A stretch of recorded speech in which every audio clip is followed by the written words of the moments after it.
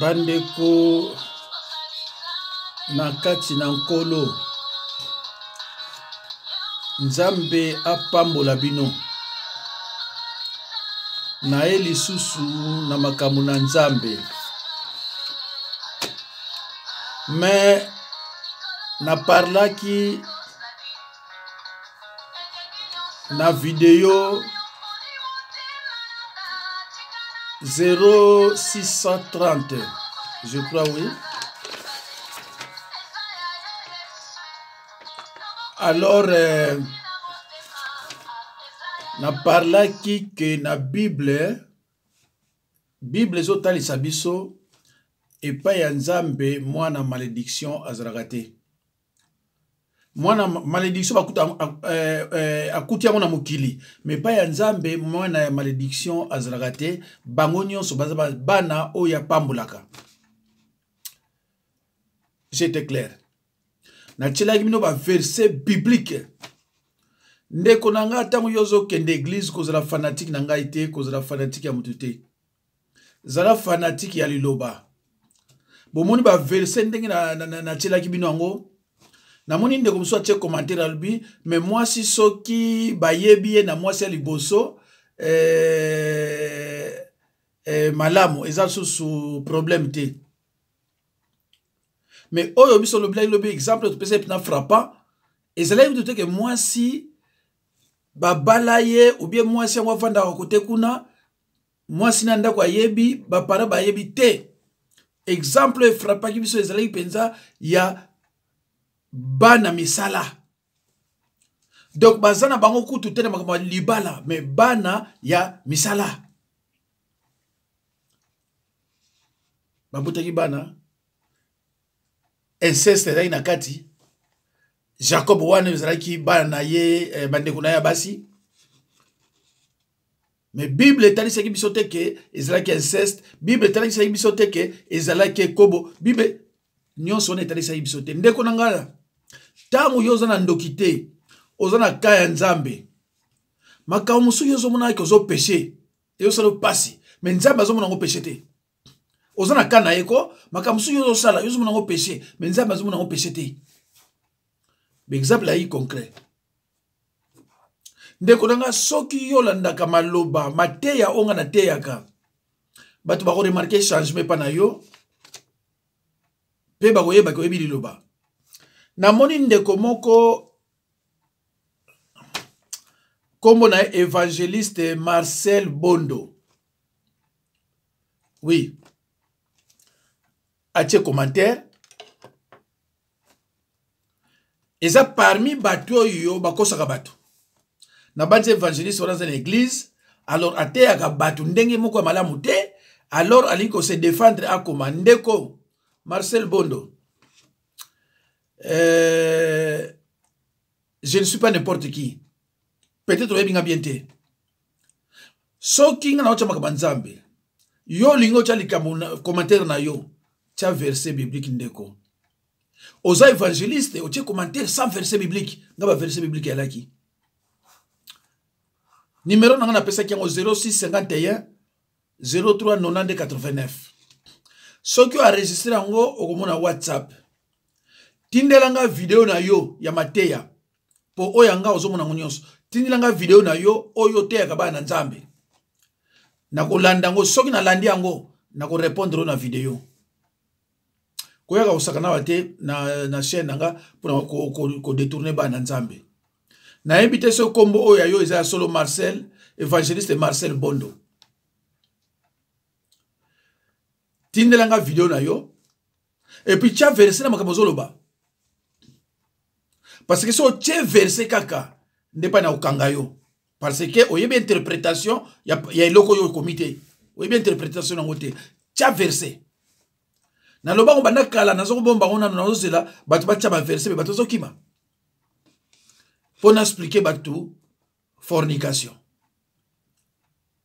Alors bande ko ngai le loto za na message ya li batu bazo benganga ba apôtre bazo bimisa bazo consacrer basi na bango bazala ba pasteur na l'église Ba pasteur pe mosusu baza consacrer basi na bango baza na ba pasteur na l'église mais Bible et lobinini.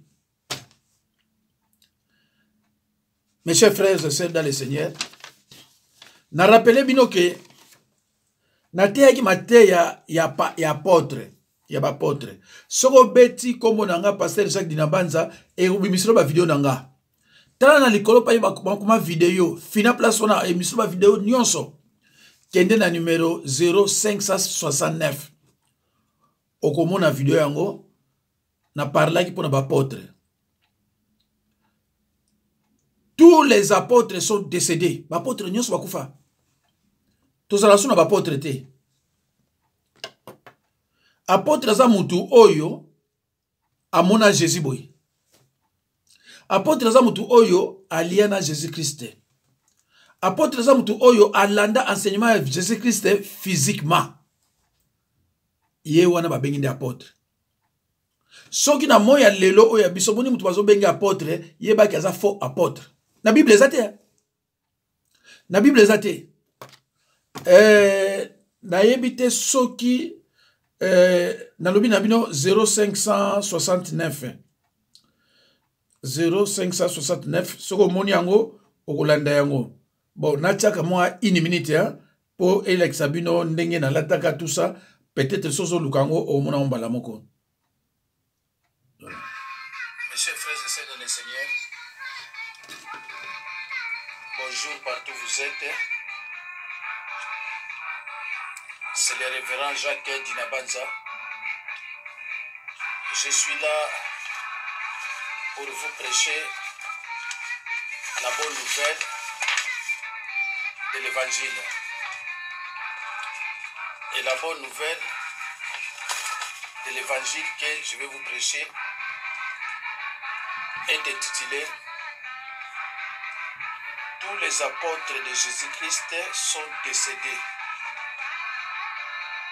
Aucun serviteur de Dieu ne peut être appelé apôtre. Ndekolanga na lobi lisusu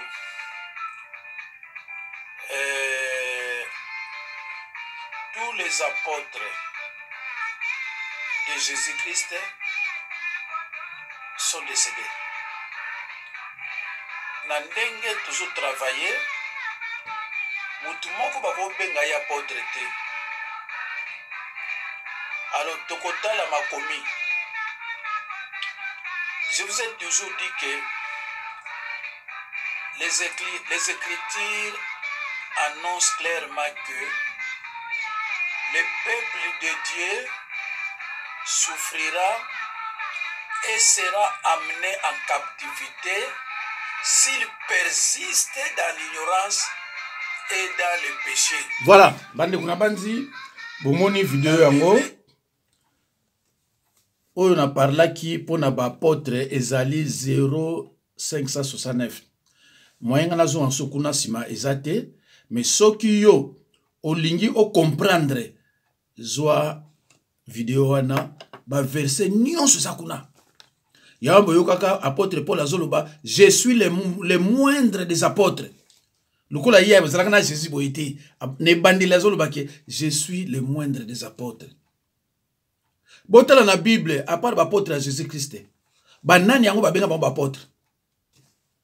Mais to bimati to bimana oya lelote. Alo bandeko. Moi si a koki kosimba Bible te na assemblée a bandakoteya. Verset on na Bible zate. Moi si asa trop occupé na makamba bana na makamba nini makamba bazemi makamba bokende hôpital aza na droit ya kosimba Bible te alika liboso abana ko prêcher parole de Dieu soko za impire siko uza ndengeni. Alors soki apôtre to pasteur azo lexa moi si na ye abana prêcher na église c'est un fornicateur de l'évangile na kokoma. Mais tous on verset moko Oyo ezolobela oyo Paul azoloba. Paul azoloba na 1 Timothée 2:12. Na 1 Timothée 2:12. Quand Paul dit je ne permets pas à la femme d'enseigner. il parle inspiré de Dieu. Et où tu es pas naïté? Na ko développer oyo na bandiminanga et puis na ko tila binongo lisusu. Et où tu es pas naïté? Et où tu pas un colo? Na Bible, bino mozo zwa oya bino me Bible lo binini. Bible lo bina Apocalypse 22:18 na Deutéronome 4:2 kobakisa te kolongola te. Ndeko nanga tango zolanda nga soko mona tie verset biblique zwa koma yango. Zwa ndeko koma yango. Okoyeba Bible. Paulo alobi, je ne permets pas à la femme d'enseigner. Siko yo tie mwasi na yo mosel na nzambe ozwengo pa yo wapi. Tokotanga na 1 Corinthiens 14 34 à 38. 1 Corinthiens 14 34 à 38. J'ai lu au nom de Jésus-Christ. Que les femmes se taisent dans les assemblées, car il ne leur est pas permis d'y parler, mais qu'elles soient soumises selon que le dit aussi la loi. Si elles veulent s'instruire sur quelque chose, qu'elles interrogent leur mari à la maison, car il est malséant à une femme de parler dans l'église. Et c'est de chez vous que la parole de Dieu est sortie. Bandeko, tozuna no 1 Corinthiens 14, 34 à 38, tozui 1 Timothée 2:12. Alors, tu as Apocalypse 22, 18, na Deutéronome 4, 2. Balobi ko bakisate, kolongo la pété. Bandeko, na 70 disciples, il y a Jésus-Christ. Luc 10, 12. Moi, c'est la gâté. Tant que Jésus-Christ a tinda bango, baki ne ko prêcher. Bazala kami bale mi bale. Mutute azalaki na mubali na mwasi. Luc 10, 1 à 2. Luc 10, 1 à 2. Ozu verset wana, otali na onga zoloba, soki eza yangote. Bande konanga eza mawa. Eza na ba pasteur wana, ba faux pasteur, ba faux apôtre, oyo baza ko sambwisa l'église de réveil. Tango yoko mona ye na voiture kitoko alati bien mwasi ya pembe nini tout ça atie cravate yo benye musala nzambe. Bible zo benga bango na Matthieu 25 30 des serviteurs inutiles. Ndeko luka ko yeba liloba. Bible zo benga bango des serviteurs inutiles na Matthieu 25 30. Aucun à 2 Pierre 2 17.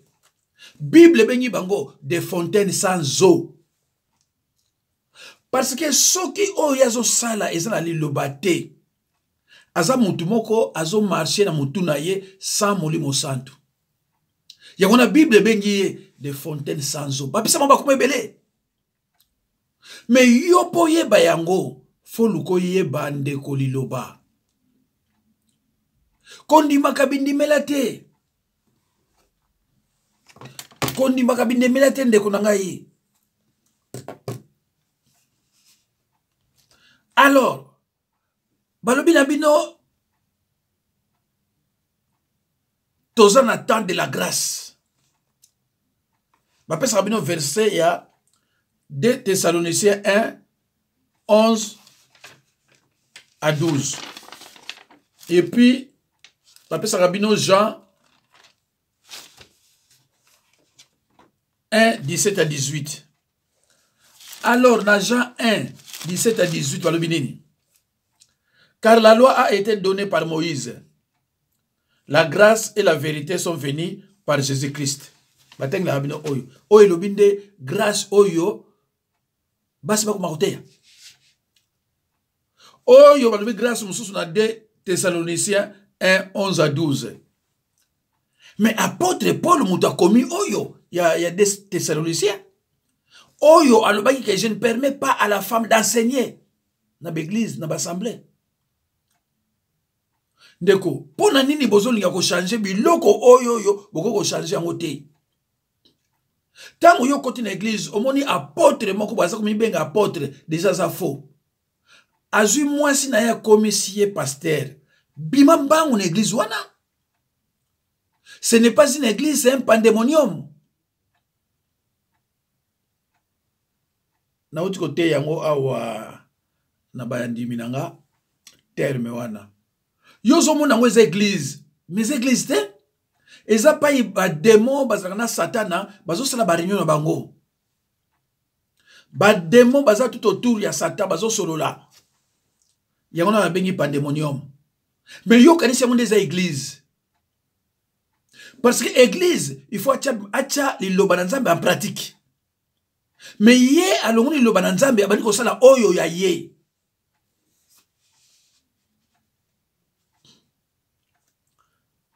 Bandeko soki olingi omona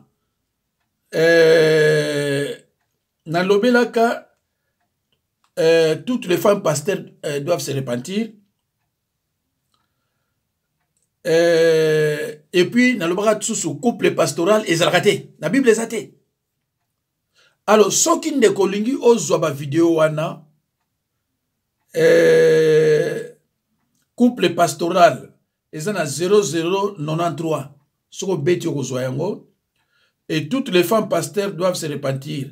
Moi si a pasteur azalakate na Bible 0086 soko beti ndeko okozwa yango toutes les femmes pasteurs doivent se repentir yango yo na sala yango kala kama kala na bazi inane na banzi boyo kamuke o balobi kuna.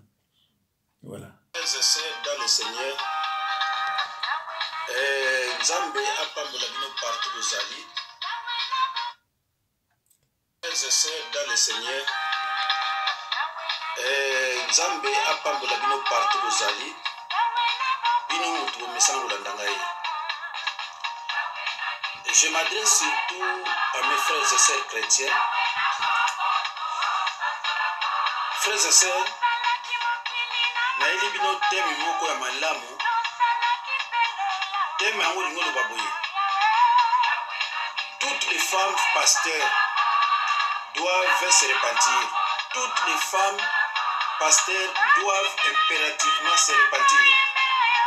Parce que ministère ya mwasi ezalaka. Pasteur ya mwasi na Bible azate. Alo bandeko bolandanga na bokebi nyonso. Bandeko soki yo olingi o répondre ngai. Soki yo olingi okota kamwa na makambo nga naza koloba. Na bosenga na yo ndeko mwana Nzambe to mosala Nzambe o répondre ngai na ba verset biblique. Voilà, bandeko na bandi bomoni 0086 couple pastoral ezalakate couple pastoral ezalakate yango. Je crois que nazo rappelé bino dernièrement na presaki bino na teme moko toutes les pasteurs, toutes les femmes pasteurs doivent se repentir parce que Biblia eza kolakisa biso ata place moko te oyo mwasi akoki kozala pasteur. Yango wana lelo nazongeli bino e nakomemeli mpe baverse ebele oyo bazwaka mpona kokosaka bino.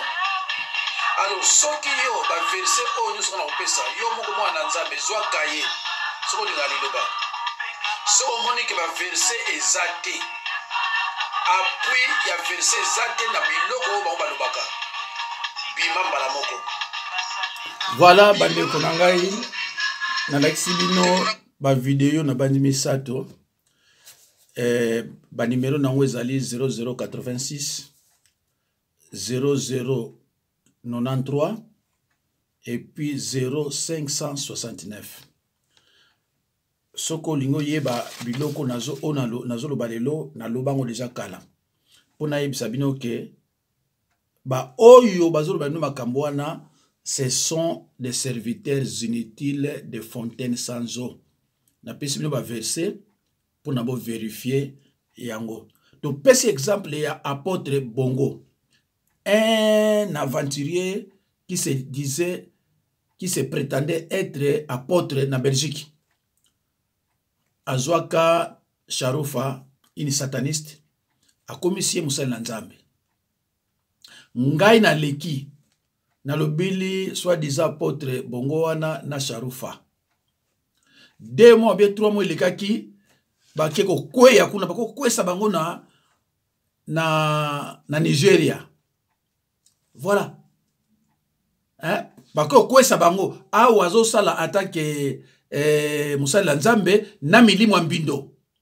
Ake na Nigeria, ake kukweya na miso batu soni ke Moussa Nzambe ya Congolais, ya Congolaise. Ndeko na ngai yoka ngai. Soko samela na église mwasi. Ibaki mwasi wana azali na mulimo santu te. Okuna bomalere na yo. Parce que Nzambe apese mulimo santu pa basi te po ba prêcher la parole na l'église te. Soit quelqu'un lukola eza à la contre ya parole de Dieu, azali na mulimo santu te. Mais bakoko lo banabino ndenge nini boyoka kate. Mukili mobimba basi ba moni biso ba Congolais bazoba. Na makambo zile kana mboka. E bazomo na biso pe bazoba na makambo ya Nzambe. Oko expliquer mutu ndenge nini akoyoka na rien. Oko lo bana Bible lo biboye akoyoka te. Akoyoka ya aventurier moko poza ko ganga, poza finga ba pasteur, poza ba ye wana nde yozo yoka eza mawa bande kuna ngai. Alors tangu bazui ba apôtre, lorsque Jésus-Christ a choisi ses apôtres, dans Matthieu 10, 2 à 4, kombo moi ses alagate. Kombo moi siko, ezate.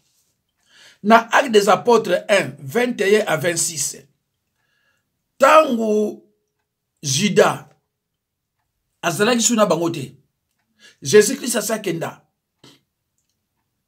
Il fallait baluka mutu moko a remplacer na place ya Judas. Alors basengi na Nzambe, bazwaki parmi ba disciples bazalaka na bango o baretenaka bango te. Bazwaki Joseph na Matthias. Comment moi c'est ça? Même kaka po baluka o ya ko remplacer, comment moi c'est ça qui ezaki Joseph na Matthias. Jésus-Christ a révélé que non, faut besoin Matthias a remplacé Judas besoin sur 12 au lieu besoin 11.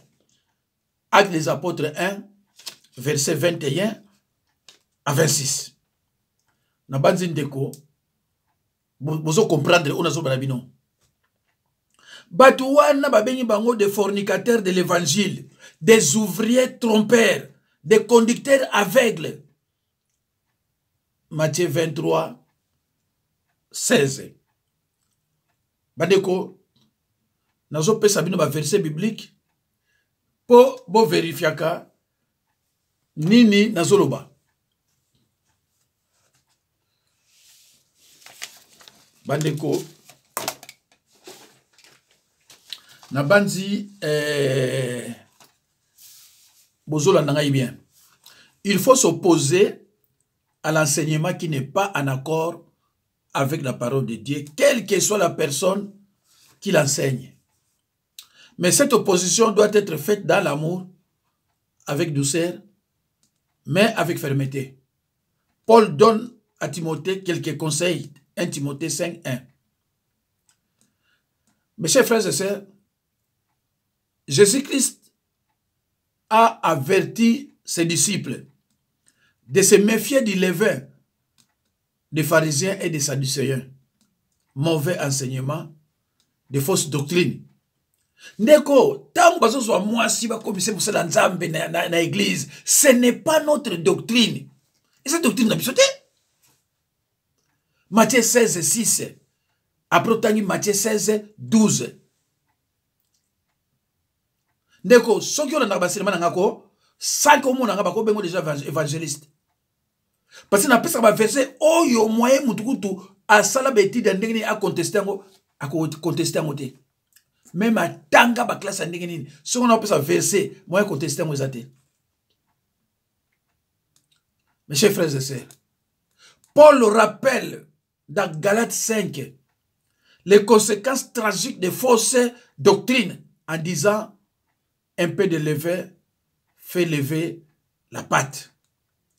C'est aussi lui, Paul, dans Galates 1:9, Paul frappe ceux qui s'attachent à un autre évangile. Évangile, ce que mon ba peso mateya oyo eza bisoté. Ce n'est pas la peine de vous considérer en haut. Mes chers frères et sœurs dans le Seigneur, partout où Paul passait, déclenchait réveil et révolte.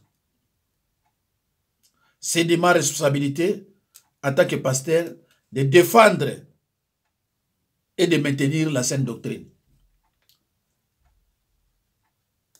Actes des apôtres 13, 48 à 52. Actes des apôtres 14, 1 à 7. Actes des apôtres 14, 11. Partout où Paul passait, déclenchait réveil et révolte. C'est-à-dire, Paul a prêché. Oh, mais on t'a prêché bien, Esayango. Ceux qui ont même accompagné na Barabas, ceux qui ont prêché la parole, oh, c'est quoi ils sont ça nini? Ils ont même révolte na banda nzambe. Babili lobayango yo biso tokuzo kolanda. Ndenge nga na bato balanda kangaye. Soko atali loba le balamo e memi na révolte abi mais non, o bozo prêcher ngeza yango te. Nga na kolanda oyo. Nazala moi simso abenga bazona problème na apôtre na ye. Apôtre na ye alingo loba babe pona nga abi non. Nga so na yebi loba pona pasteur Jacques Dinabanza. Na sambela pa na yo, mais na yebi loba pona ye. Ba yebisi apôtre toko pesa numéro na yo pa na ye. Apôtre alela habité ko pesa te. A ko panza église nanga. Abi a ko zo ba faute pa na yo. Ndeko nanga yi. Soki okene église oke ko kuta mwasi mutazo teya loba na ye apesa yo verset biblique. Akokosa yo akoloba tozana ta ya de la grâce. Tuna ye ta de la grâce on est bandaki kan. Tuna ye ta ya grâce ya zo banayo et bandakan. Mes chers frères et sœurs dans le Seigneur, tant de chrétiens mènent une vie pleine de troubles, d'agitation et remplie d'échecs en raison de leur ignorance de la parole de Dieu et des tactiques de Satan. Mes chers frères et sœurs,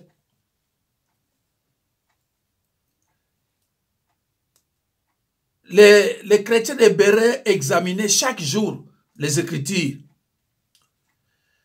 Actes 17, 11. Ils reçurent la parole avec toute bonne volonté, examinant chaque jour les Écritures pour voir si les choses étaient ainsi. Mes chers frères et sœurs, dans le Seigneur, Paul avertit les chrétiens dans Éphésiens 4, 14. Ne soyez plus des enfants flottants et emportés à tout vent de doctrine par la tromperie des hommes, par les ruses dans les moyens de séduction. Yango wana bokozala lisusu lokola bana mikete. Mateya ya ndenge na ndenge ekobenda kabiso te. Ndenge mipepe ebenda ka bwatu. Tokolanda batu ya mayele mabete. Oyo bakosaka pe bateyaka makambo ya lokuta.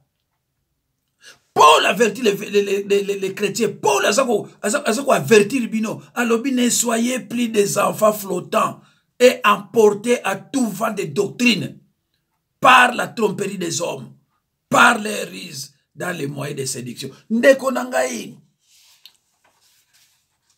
Apesio verset biblique te. Apesio verset biblique te.